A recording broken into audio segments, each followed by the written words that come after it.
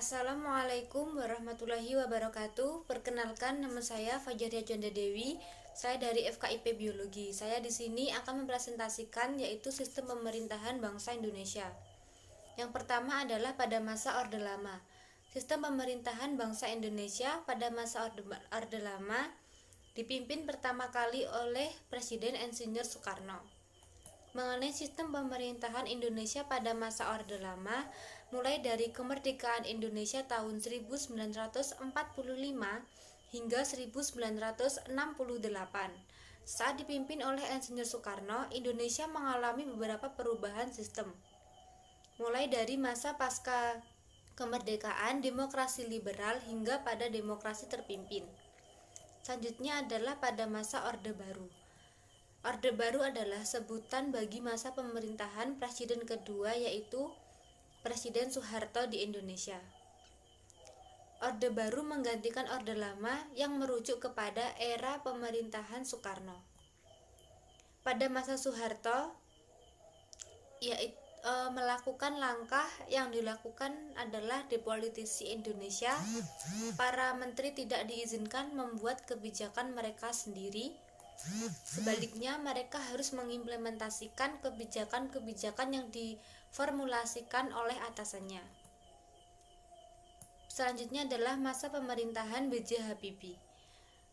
Habibie merupakan presiden ketiga setelah Soeharto. Ia mewarisi kondisi keadaan negara kacau balau pasca kemunduran Soeharto, sehingga menimbulkan maraknya kerusuhan dan disintegrasi hampir seluruh wilayah Indonesia. Pada era pemerintahannya yang singkat, ia berhasil memberikan landasan yang kukuh bagi Indonesia. Pada eranya dilahirkan Undang-Undang Anti Monopoli atau Undang-Undang Persaingan Sehat, perubahan Undang-Undang Partai Politik, dan yang paling penting adalah Undang-Undang Otonomi Daerah. Selanjutnya adalah pada masa pemerintahan Gus Dur. Gus Dur merupakan pemerintah keempat bangsa Indonesia yang terkenal dengan slogan "Gitu aja kok repot". Selalu terlihat bersahaja dan santai dalam setiap pembicaraan. Gus Dur merupakan seorang tokoh muslim yang terkenal dan juga merupakan pemimpin politik. Selanjutnya adalah masa pemerintahan Megawati. Pada tanggal 23 Juli 2001, anggota MPR secara aklamasi menempatkan Megawati duduk sebagai presiden kelima menggantikan Kiai Haji Abdur Rahman Wahid. Karir politik Megawati dimulai sejak tahun 1986 sebagai anggota DPR. Perjalanan karir politiknya diwarnai perjuangan yang luar biasa dalam kubu Partai Demokrasi.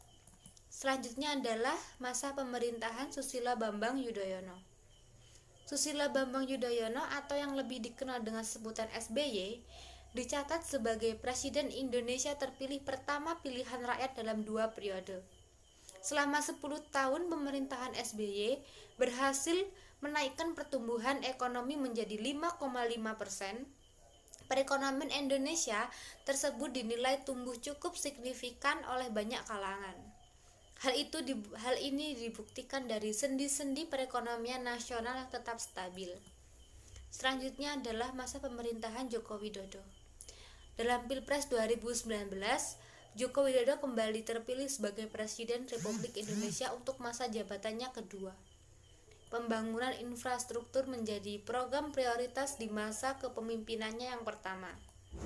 Pembangunan yang dilakukan secara merata hingga ke daerah terluar Indonesia ini dilakukan untuk mengejar ketertinggalan Indonesia dalam sektor ini dibandingkan negara-negara lain. Di masa jabatannya yang kedua, Joko Widodo mengalihkan fokus pemerintahan pada pembangunan dan peningkatan kapasitas sumber daya manusia di Indonesia untuk dapat bersaing dengan negara-negara lain. Sekian dari presentasi saya. Wabillahi taufiq wal hidayah. Wassalamualaikum warahmatullahi wabarakatuh.